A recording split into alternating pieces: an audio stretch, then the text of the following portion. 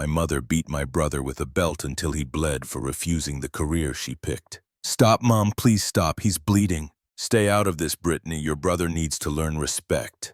He's 14 years old, look at his back. I said stay out of this. My mother beat my brother with a belt until he bled for refusing the career she picked. I'm Brittany. Growing up in our house in suburban Virginia, I thought every family had a mother like mine.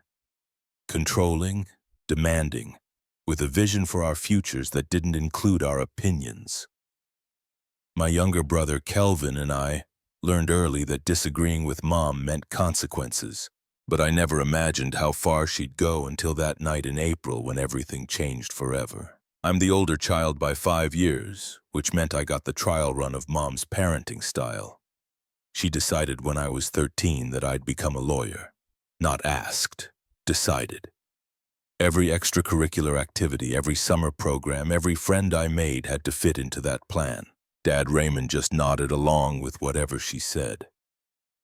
He worked long hours at the insurance company and came home too tired to fight her battles. By the time I turned 18, I'd gotten accepted to a decent pre-law program 2 states away. Mom threw a party, invited everyone she knew, bragged about her daughter, the future attorney. What she didn't know was that I'd also applied to fashion design schools. I got into Parsons with a partial scholarship. The day I told her I wasn't going to law school, she didn't speak to me for 3 months. "You're throwing away your future," she said finally, her voice cold as ice. "I gave you everything, and this is how you repay me." "It's my life, Mom. I want to study design." "Design? You want to be some struggling artist instead of having a real profession?" "I want to be happy." She laughed, actually laughed. "Happy doesn't pay bills, Brittany. Happy doesn't give you respect." I went to Parsons anyway. She made sure everyone in the family knew about her disappointment. Thanksgiving that year was silent. Christmas was worse. She'd invite extended family over just to make comments about my choices in front of everyone. My Aunt Caroline tried to defend me once, saying I seemed to be doing well. Mom cut her off mid-sentence, saying Caroline didn't understand the importance of legacy and achievement. But I graduated with honors, got a good job at a boutique design firm in Manhattan, and started building the life I wanted. My apartment in Queens was small, but mine. My work was challenging but fulfilling. I made friends who didn't judge me for not being a lawyer. I thought maybe she'd forgive me eventually, see that I was doing well, that success came in different forms. I was wrong. Kelvin was 14 when Mom started her campaign for his future. She'd decided he'd be a surgeon. Top schools, prestigious residencies, the whole trajectory mapped out before he'd even finished 8th grade. But Kelvin had other plans that would lead to blood on his bedroom floor. Kelvin was a quiet kid, musical, spent hours practicing guitar in his bedroom. He was talented too, won competitions at school, had teachers telling him he could attend Berklee College of Music someday. His room was covered in sheet music, posters of jazz legends, recordings that showed real passion and dedication. I visited home one weekend in early April. The house felt tense the moment I walked in. Mom barely acknowledged me. Dad gave me a tired smile. Kelvin pulled me aside in my old room within minutes. His eyes were red, hands shaking. "Brittany, I can't do this anymore." "Can't do what?" "The pre-med prep classes, the biology tutoring, the medical camps she's signing me up for. I hate it. I wake up every morning feeling sick. I want to study music." My stomach dropped.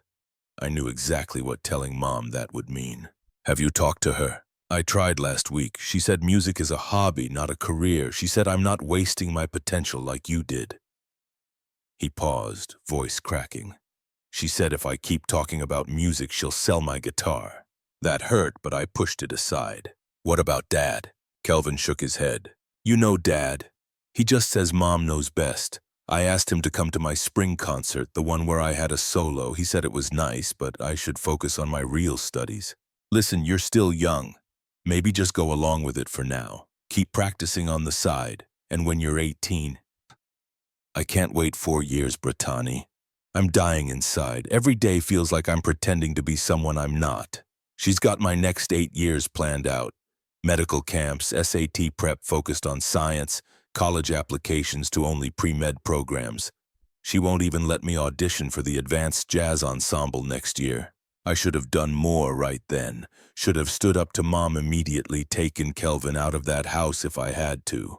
But I told myself it wasn't that bad yet. That Mom would calm down. That Kelvin could handle it a little longer. I told him to hang in there. That I'd talk to Mom, try to reason with her, but I didn't. I took the train back to Manhattan on Sunday evening and got caught up in work, in my own life, in the comfortable distance I'd created from that house. 3 weeks later, I got a call from my cousin Natalie. Her voice was shaking.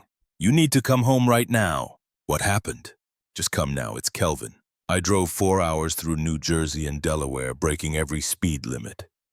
My mind racing through terrible possibilities. When I got to the house, Natalie met me at the door. Her face was pale, jaw tight, eyes filled with anger. "He's upstairs, Mom's in the living room, your dad's still at work." I took the stairs 2 at a time. Kelvin was lying face down on his bed, shirt off. His back was covered in welts, some still bleeding, bruises already forming. Dark purple lines that crossed his shoulder blades and spine. I felt sick, actually thought I might throw up. "Kelvin, what happened?" He turned his head slightly. Tears streaked his face, his voice barely a whisper. I told her I wasn't going to medical camp this summer, that I wanted to go to the Berkeley summer workshop instead. Mr. Henderson, my music teacher, he got me an application, said I had a real shot at getting in with scholarship money. I thought if I explained it right, showed her it was a real opportunity, she'd understand. What did she do? She started yelling, saying I was ungrateful, that she'd sacrificed everything for us, that I was throwing it back in her face just like you did. She said I was being influenced by you, that you'd poisoned my mind against her. I tried to explain, but she wouldn't listen. She grabbed Dad's belt from the closet and told me to shut up. When I kept talking, kept trying to make her understand, she just started hitting me. His voice broke. I tried to get away, but she kept going. She kept saying I needed to learn respect, that I was ruining my life, that she wouldn't let me end up like you. That last part cut through everything else, like me, as if being happy, being successful in my own way was the worst fate imaginable. I heard footsteps on the stairs. Mom appeared in the doorway, saw me, and her face hardened. No surprise, no shame, just cold anger. "This doesn't concern you, Brittany. You beat him until he bled. How does this not concern me? I disciplined my son. He was disrespectful and needed to understand consequences. He's 14. He told you what he wants for his own life. He doesn't know what he wants. He's a child who thinks playing guitar is a future." "Stop, Mom. Please stop. He's bleeding. Stay out of this, Brittany. Your brother needs to learn respect.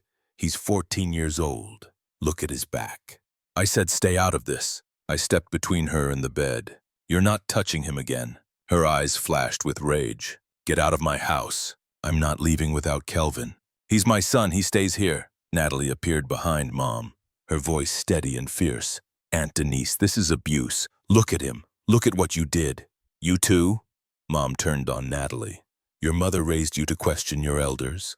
My mother raised me to recognize abuse when I see it, and this is abuse." I pulled out my phone. Mom's face went white. "What are you doing?" "Calling Dad, then I'm taking Kelvin to the hospital." "You will not watch me." Dad answered on the 3rd ring. I told him everything, my voice shaking with anger. There was a long silence. Then he said quietly, "I'll meet you at the hospital." We drove to Virginia General Medical Center. The staff took one look at Kelvin's back and called for a doctor immediately. They also called Child Protective Services. That's when everything became official, documented, real. There was no going back from this moment. Dad arrived 30 minutes later. He looked older somehow. Shoulders slumped, face gray. He sat with Kelvin while the doctors examined him. Didn't say much, just held his hand and kept whispering, "I'm sorry, I'm so sorry." The CPS worker, a woman named Sharon Martinez, interviewed all of us separately. She was thorough, professional, took photos of Kelvin's injuries from multiple angles, asked detailed questions about the incident and our home life. When she finished, she told us Kelvin couldn't go home that night. "There's an emergency foster placement available. Or he can stay with a relative if you have someone appropriate, she said, looking between Dad and me. He can stay with me, I said immediately. I have a 2-bedroom apartment in Queens. He'll be safe there. Sharon looked at Dad. Mr. Sullivan.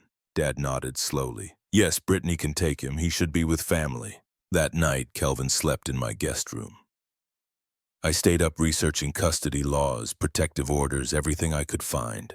By morning, I'd contacted a family lawyer named Diana Walsh. She specialized in cases like ours, came highly recommended.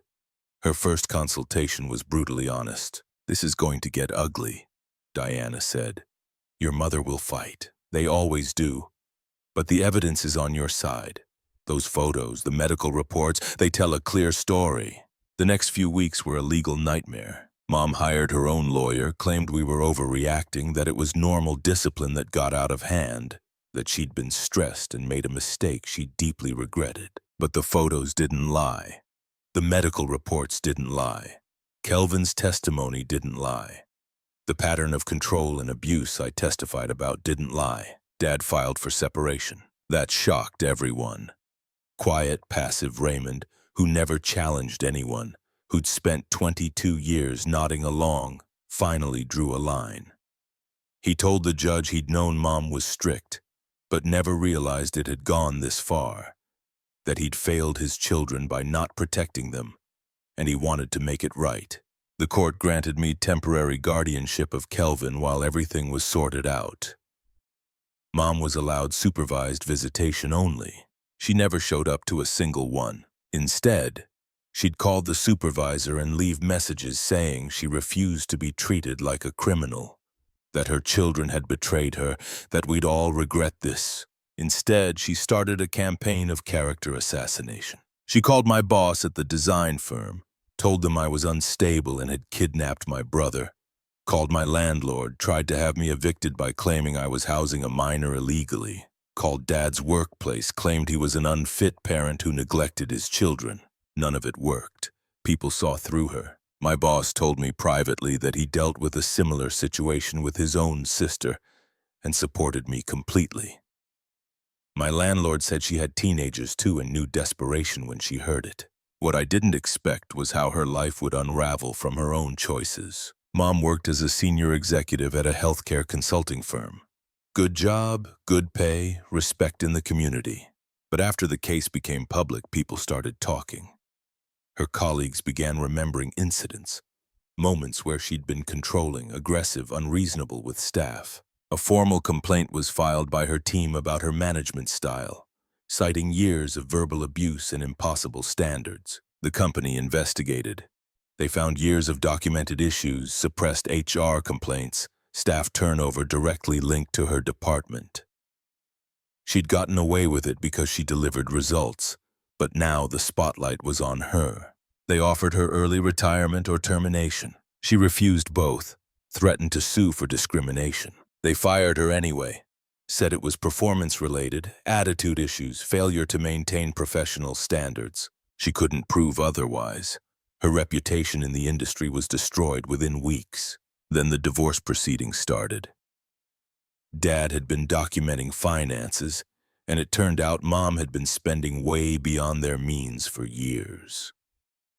Designer handbags, expensive spa weekends, status symbols to maintain her image of success. They were in serious debt. The house had a second mortgage. Credit cards were maxed out. She'd been living a lie, funding an illusion with borrowed money. During the asset division, the truth came out. Dad had been the stable one, the saver, the one who'd kept them from complete financial ruin. Mom had been draining everything to fund her lifestyle and her obsession with appearing successful. The judge wasn't sympathetic to her claims of deserving more. Mom got the house but had to refinance to buy out Dad's share. With her job gone and her reputation destroyed, banks weren't eager to work with her. She ended up with the highest loan she could barely afford on her new retail salary. Meanwhile, Kelvin thrived. We got him into therapy. A good one who specialized in family trauma. His therapist, Dr. Graham, was incredible. She helped Kelvin process everything, taught him it wasn't his fault, gave him tools to heal. She also helped me deal with my own guilt about not acting sooner. I enrolled him in a school near my apartment in Manhattan. The music program was amazing. His teachers immediately recognized his talent. Within months, he'd submitted a portfolio to a prestigious summer intensive program at Juilliard's Creole division.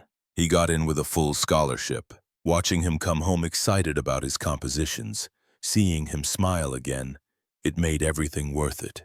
Dad got an apartment in Hoboken, just across the river. We had dinner together every week, the three of us. Sometimes Natalie joined us. It felt like the family we should have been all along, without the tension and fear that had poisoned every meal before. The final custody hearing was 7 months after that April night. The judge reviewed everything. Medical records, CPS reports, testimonies, psychological evaluations. Mom sat alone on her side of the courtroom. Her lawyer looked uncomfortable, like he knew this case was already lost.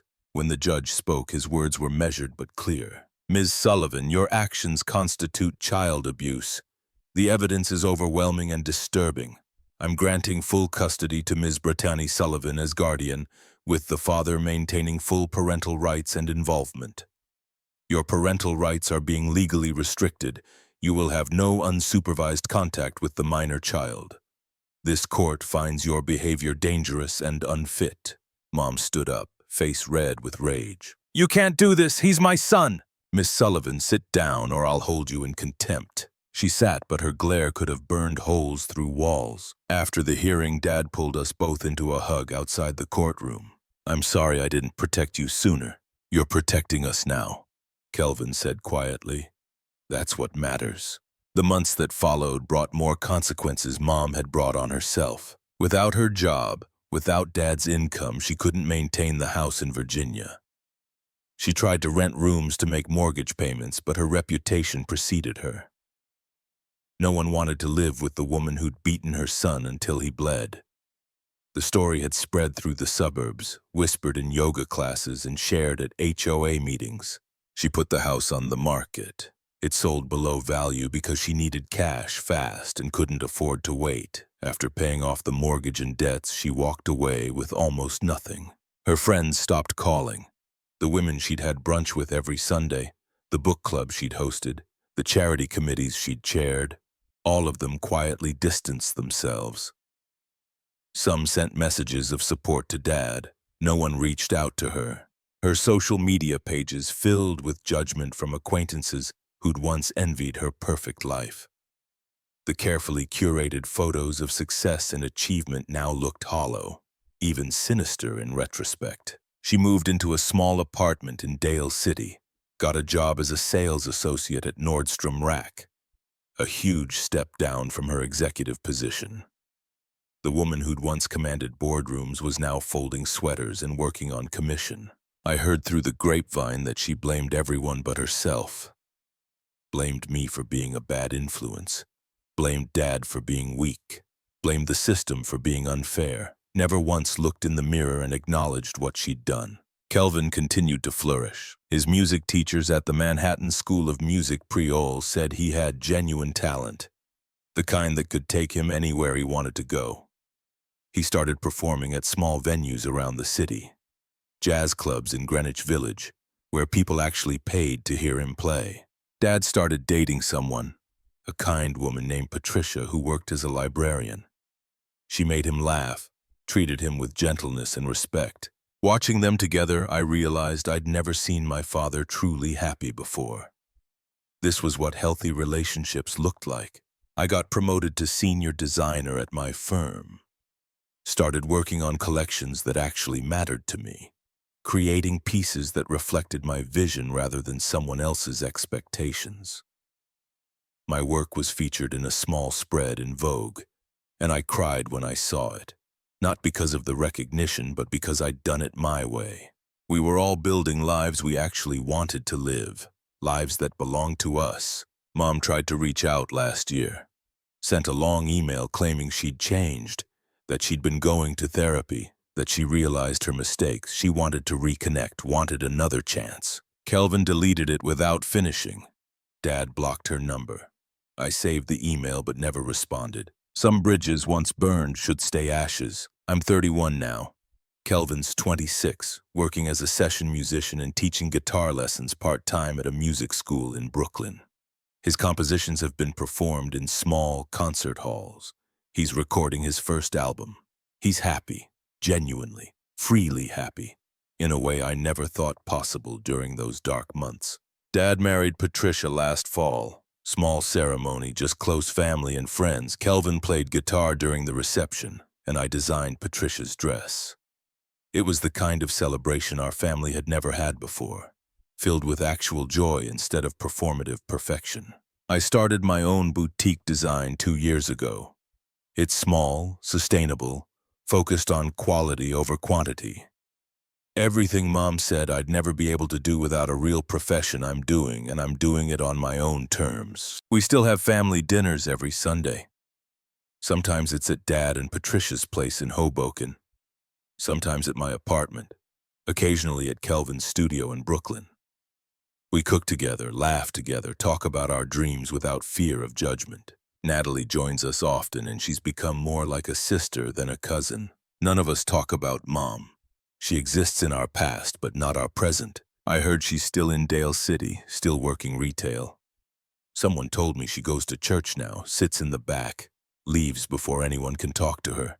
She's isolated herself completely, and I can't bring myself to feel sorry for her. Sometimes I think about that night in April. Kelvin's blood on the sheets, the terror in his eyes, the cold fury in Mom's face. I think about all the years before that, the control, the manipulation, the slow crushing of our spirits under the weight of her expectations. And I think about how close we came to accepting it as normal. That's the insidious thing about family abuse. You grow up thinking everyone lives this way, that love means control, that parents have the right to shape you into their image regardless of who you actually are. It took Kelvin's blood to wake us up. It shouldn't have gone that far. I should have acted sooner. Dad should have stood up years earlier. But we're human, flawed, scared of destroying a family that was already destroying us. The system worked. Eventually, the courts saw the truth. CPS did their job. Our lawyer fought hard. But the real change came from us. From Kelvin finding the courage to say, I want something different. From me finally choosing my brother over keeping the peace. From Dad deciding that 22 years of compliance was enough. Now Kelvin plays music because he loves it. Dad builds relationships based on mutual respect. I create because it feeds my soul. We're not perfect, we're still healing, but we're free. If someone in your family was destroying your future to control you, would you fight back even if it meant losing them forever? For us, the answer was yes. And I'd make the same choice again. Because sometimes the family you lose isn't worth the person you'd have to become to keep.